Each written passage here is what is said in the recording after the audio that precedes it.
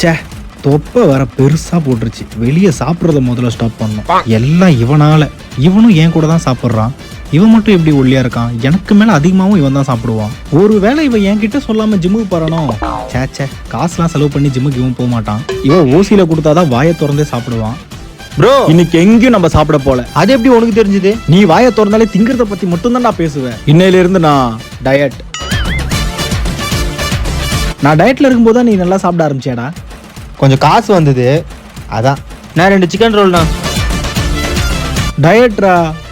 சரி, நைட்டு மந்தி பிரியாணி சாப்பிட போகலாம்.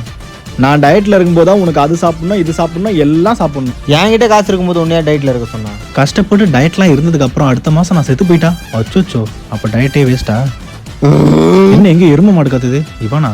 பரோட்டா சூப்பர். உனக்கு ஒரு சந்தோஷமான நியூஸ். என்னது? நான் டயட்டை விட்டேன்.